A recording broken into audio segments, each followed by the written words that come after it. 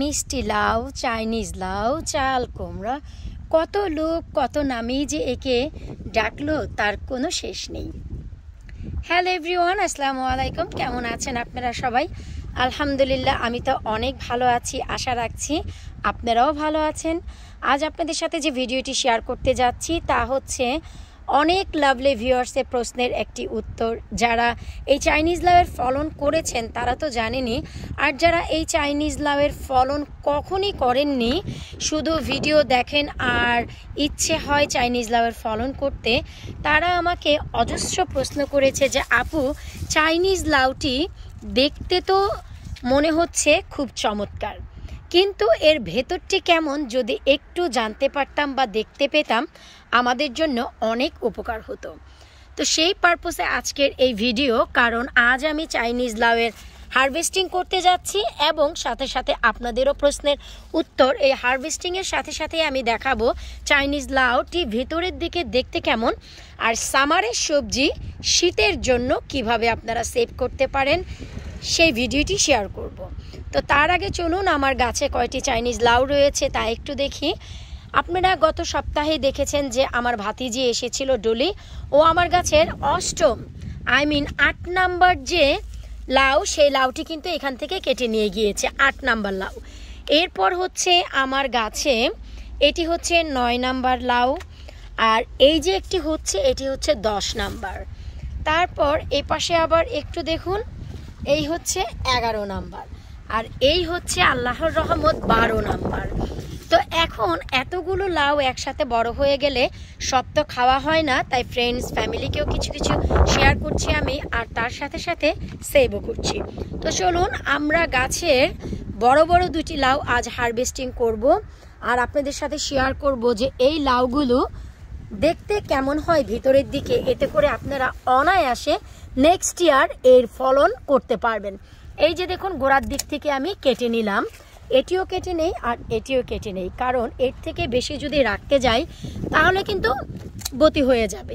তাছাড়া এই যে লাউটি দেখতে পাচ্ছেন এটি কিন্তু প্রবাবলি একটুখানি বতি হয়েই গেছে। বতি বলতে যে একেবারে বীজ পেকে গেছে তা না, খাবারের উপযুক্ত কিন্তু এই লাউটি যখন আরও একটু ছোট থাকে তখনই কেটে খেতে হয়।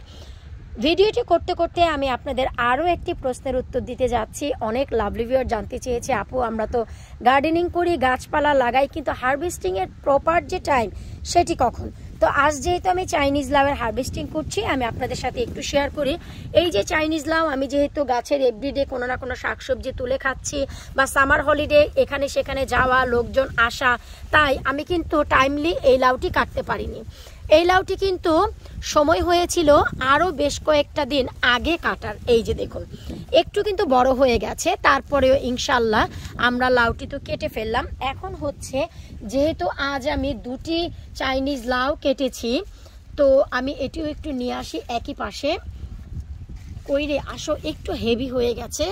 তো এই যে দেখুন, আমি যেহেতু দুটি লাউ কেটেছি, এখান থেকে হাফ আমি তন্নিকে দিয়ে দিব আর হাফ হচ্ছে সৌরভ ভাইয়াকে দিব, তাহলে একটি চাইনিজ লাউ চলে গেল। আর একটি হচ্ছে আমি আমার সেভ করব উইন্টারের জন্য। আর আগামী পরশুদিনই এই যে নিচে যে লাউটি, এটি খাবার উপযুক্ত হয়ে যাবে আগামী পরশুদিন, ট্রাস্ট মি, তখন এই লাউটি আমি খাবো। তো এখন হচ্ছে চলুন যে এই লাউটির ভেতরটি কেমন কি আসে বিষয় তা আপনাদের সাথে একটু শেয়ার করি। এই তো দুটি লাউ আমি কেটে আমার কিচেনে নিয়ে এসেছি, আপনারা নিজেরাই দেখুন। নিজের গাছের বানানো এই যে সবজি, কত মনোরম, আল্লাহর কত বড় রহমত আমার ঘরে এসেছে। চলুন কথা না বাড়িয়ে আমরা বাকি প্রসেসে চলে যাচ্ছি। এখন যেহেতু আমার কাছে দুটি লাউ আছে, তো যেই লাউটি হচ্ছে একটু বড় সেই লাউটি আমি এখন পুরোপুরি মাঝ বরাবর কেটে নেব, কারণ এটাই হচ্ছে অর্ধেক আমি সৌরভ ভাইয়াদের দিয়ে দিব আর অর্ধেক হচ্ছে তন্নিদের দিব। তো এখন দেখি বিসমিল্লাহ বিল্লাহ আমি মাঝ বরাবর কাটতে পারি কিনা। আলহামদুলিল্লাহ, কাটা হয়ে গো, কারো ভাগে কম কারো ভাগে বেশি যেও না, সমান সমান কাটা হয়েও আলহামদুলিল্লাহ। এই হচ্ছে আমি মাঝ বরাবর এই যে কেটে নিয়েছি, এই যে দেখুন। তো এখন আমি ক্লিন ফিল্ম দিয়ে এই জিনিসটিকে র্যাপ করে রাখবো, দুইজনকে দুটি আমি দিয়ে দিব। আর আমি যেই লাউটি রাখবো সেই লাউটি হচ্ছে এখন আমি প্রসেস করছি।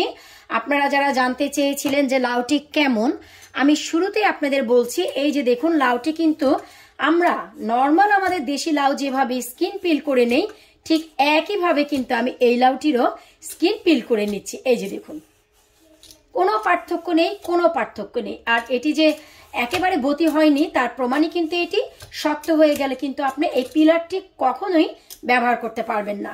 এই যে যে খোসাটি এটি কখনোই তুলতে পারবেন না। তো দেখতেই পাচ্ছেন কতটা সফট আছে। খুবই ভালো করে আমি জিনিসটি কিন্তু পিল করে নিয়েছি। এবার সমস্ত লাভলি ভিউয়ার্সের কাছে আমার প্রশ্ন, আমি যখন একে চাইনিজ লাউ বা লাউ বলি, সবাই বলে ভাই আপনি কেন একে চাইনিজ লাউ বলেন, এটি তো চাইনিজ পামকিন, এটি নাকি মিষ্টি কুমড়া।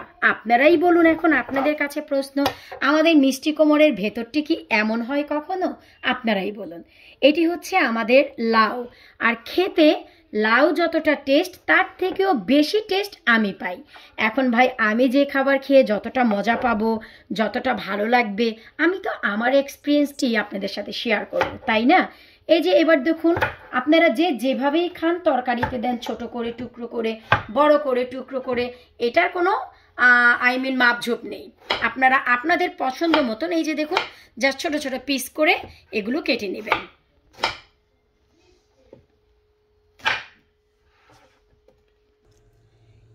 এই তো দেখুন আমাদের চাইনিজ লাউটি আমি কেটে নিয়েছি কিউব করে।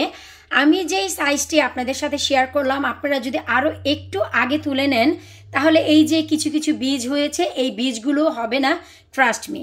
তাছাড়া লাউ আর চাইনিজ লাউয়ের ভিতর বীজ তো হবেই, তবে আপনাদের চিন্তা করতে হবে যে এই বীজগুলো কি পেকে গেছে না বতি হয়ে গেছে, না একেবারেই কচি আছে, কোনো সমস্যা নেই। তো এখন হচ্ছে এগুলোকে প্রসেস করার পালা। এখন মনে রাখতে হবে, আপনারা যেভাবেই রাখেন না কেন প্যাকেটের গায়ে আপনারা লিখে রাখবেন যে কোন সবজিটি আপনারা সেভ করতে যাচ্ছেন, কারণ লাউ চাইনিজ লাউ দেখতে যেহেতু সিমিলার, অনেক সময় বোঝা যায় না। তো এখন আপনারা নর্মাল প্লাস্টিকের ব্যাগে ভরেও জাস্ট মুখ গিট দিয়ে রেখে দিতে পারবেন। এর আগে যেমন আমি লাউ রেখেছি আমাদের দেশি লাউ, আবার ঠিক এমন জিপলক ব্যাগের ভিতরেও আপনারা ভরে রাখতে পারবেন। ট্রাস্ট মি, অনেকেই বলে যে ডিপ ফ্রিজে লাউ বা চাল কুমড়া রাখলে একেবারেই সেদ্ধ হয় না, এটা একেবারেই ভুল ধারণা। 2022-এর লাউ, দেশি লাউ 2023-এ আমি রান্না করে খেয়েছি, আপনাদের সাথে শেয়ারও করেছি, আলহামদুলিল্লাহ মোমের মতো গলে গেছে। এই তো জিপলক ব্যাগে ভরে নিয়েছি। এখন আর কি ভাই, নর্মাল একেবারেই সরাসরি ধরে রেখে দিব ডিপ ফ্রিজে। যখনই রান্নার প্রয়োজন হবে বের করে মনের মতো রান্না করে খেতে পারবেন। এত সবজি হয়ে গেছে, এত লাউ হয়ে গেছে যে কি আর করব, এখন শুধু সামারেও খাচ্ছি এবং উইন্টারের জন্য সেভও করে রাখছি। এখন আপনাদের সবার কাছে আমার প্রশ্ন, এই যে জিনিসটি চাইনিজ লাউয়ের ভেতরটি দেখার পর আপনাদের কাছে কি মনে হলো? এইটি কি কুমড়ো না লাউয়ের মতন? আপনারাই আমার প্রশ্নের উত্তর এই ভিডিওর নিচে কমেন্টে দিয়ে দিবেন প্লিজ। আমার কাছে তো ভাই এটি লাউই মনে হয়, অনেকে বলে এগুলি নাকি কুমড়ো, তো কুমড়োর ভিতরটা তো আমার কাছে এমন মনে হয় না। যাই হোক, যারা জানতে চাচ্ছিলেন যে চাইনিজ লাউয়ের ভেতরটি কেমন, আশা রাখছি আজকের এই ভিডিওটি দেখার পর নেক্সট ইয়ার আপনারা এই চাইনিজ লাউ ভুড়ি ভুড়ি বানাবেন। ট্রাস্ট মি, আমাদের দেশি লাউয়ের চাইতে এই লাউয়ের ফলন অনেক বেশি হয়। গাছের অষ্টম লাউটি আমি হচ্ছে ভাতিজি ডলিকে দিয়েছি, আর গাছের যে নবম লাউ তা তন্নি আর সৌরভ ভাইয়াকে দিচ্ছি, আর যে দশম লাউ তা হচ্ছে আমি ডিপ ফ্রিজ করছি। এই তো ক্লিন ফ্লিম করে একেবারেই রেডি, যার যার বাসায় যাবে যাওয়ার জন্য। বিদায় নিচ্ছি আজকের মতো, পরবর্তী আরো কোনো ভেজিটেবল হারভেস্টিংয়ে আবারও দেখা হবে। আল্লাহ হাফিজ।